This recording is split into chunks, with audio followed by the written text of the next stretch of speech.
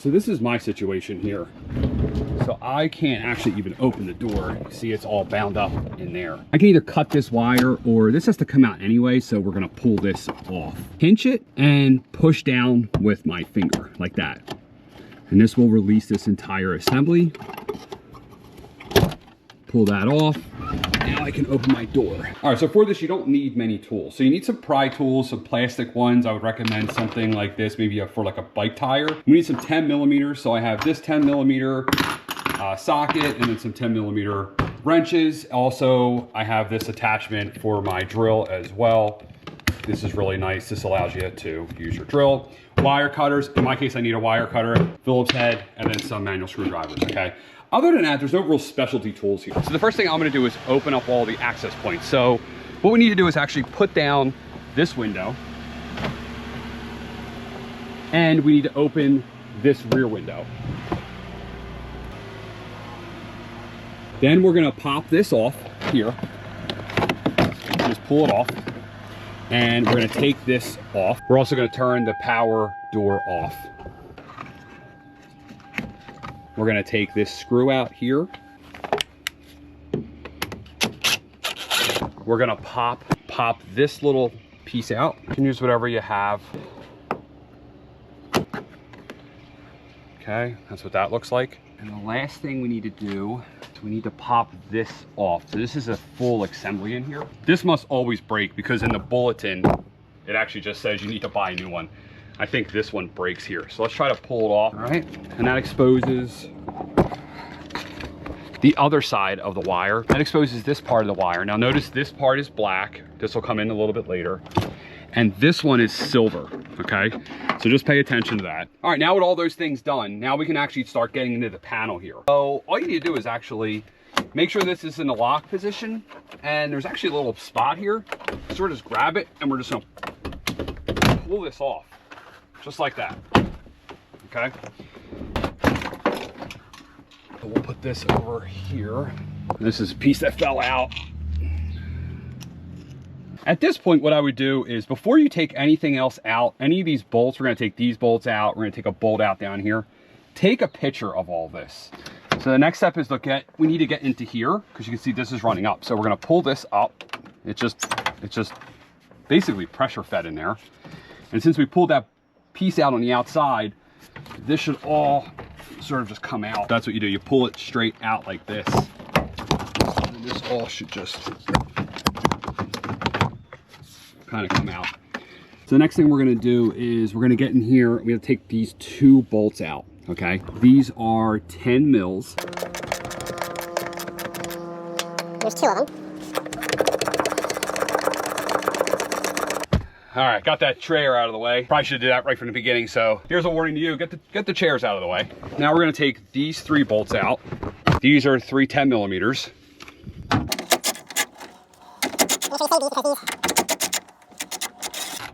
Then we're gonna remove these 3 screws. So 1, 2, and 3. And these are just Phillips head screws.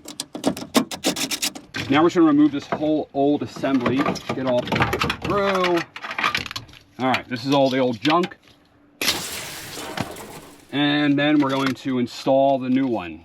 Yep, we're already back to installing. So push this through. You can see all these wires all need to be pushed through here, this hole right here. I don't know if you can see that. They all got to be pushed through, back through here. So, you know, you're putting this back the way you just took it apart. All right, so push all the wires, everything back. All right, now I will say one thing. Right now I'm a little confused on how this is supposed to go together. So I'm just gonna check the other door. I have another template right on the other side. I'm looking at that going, all right, I see it. All right, so let me get you in here. So this little piece here actually has to go inside there. You see that? Like there's this little, that has to go inside there and then spin. And then these two holes here need to line up. So they need to line up with those two holes right there. Just like that. You see these 3 holes line up like so. So surprising enough, we're actually at the point where we're going to start putting this back together. So the 3 bolts, okay, 3 bolts up here, or 3 spots. I'm going to start them by hand. Now we're going to carefully move outside. And we need to run these 2 screws in now. You can see that there. So we need to run these 2 screws in here to attach this assembly here. These are just the 10 mils.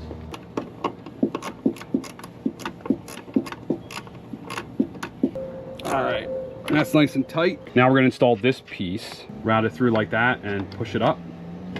You can see that key there, that's in. There you go, that's clipped on. So that looks good. All right, now we're moving to the back of the car. So what we need to do is get in here and push this tab right here. You push these little tabs, push it and release. Okay, and this whole assembly comes out. This is the old one, this is the junk. And then we're gonna put the new one in. Now, I don't think this out. I was gonna try to do it without taking this. This is just another 10 millimeter.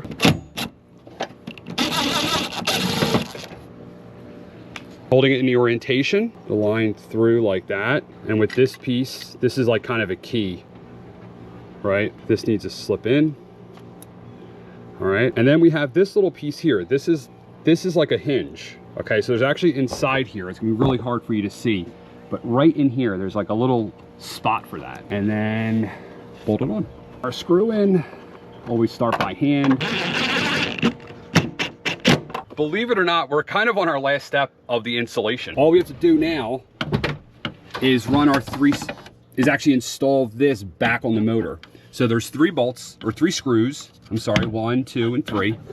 So before we run these screws in, we actually have to take this protective cover off. So we don't need that. More junk. Oh, more junk. And then we're going to push this onto this motor. And then run our screws in. This has been less than an hour. First time doing it, and I'm making a video.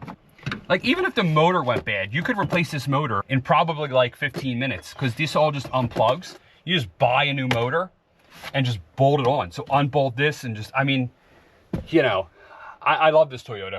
It's a 2013, 11 years old. AC just went out and this piece just broke. I think it's starting to show its age, but I'm not ready to kind of throw the towel in yet. Now, what I'm gonna do is I'm gonna open and close the door manually just to make sure nothing is binding up before I put power to this. Make sure everything's seated. Make sure you don't have any extra bolts left over. Now I'm gonna turn the power back on and let's see what it does.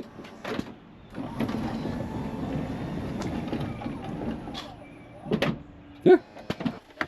You probably could just play this in reverse. Let's start putting it back together. So we're gonna start with the last piece we took off, which was this trim piece. There's a lip here. This lip right here sits on top of this.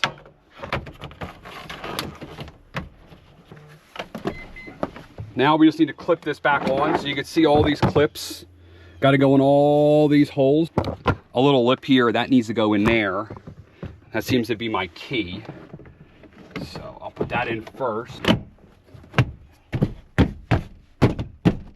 We're going to reinstall our window switch, plug and play, and this clips on. We got to run this screw in here.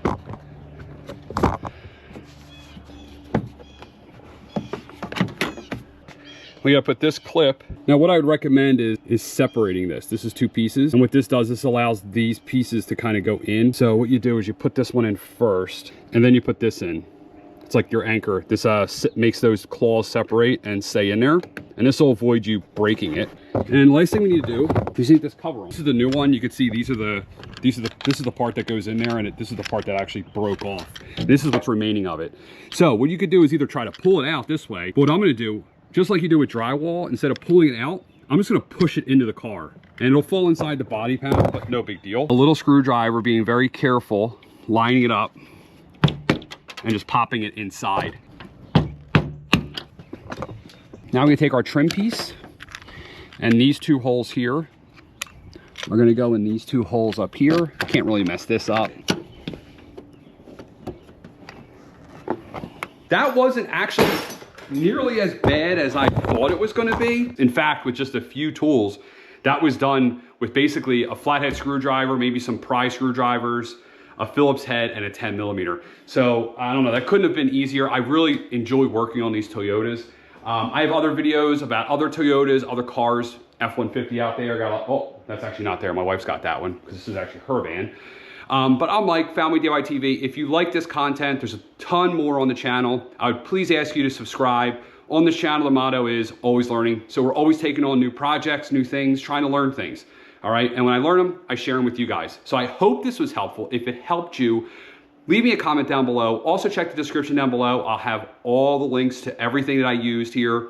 You get all this stuff on Amazon. You basically just need the 2 pieces. You need that back trim piece that breaks every time you take it off, and you need the whole assembly, okay? I fixed this for around $60 and around an hour of my time. That include making the video. Again, I'm Mike, Family DIY TV. I'm out.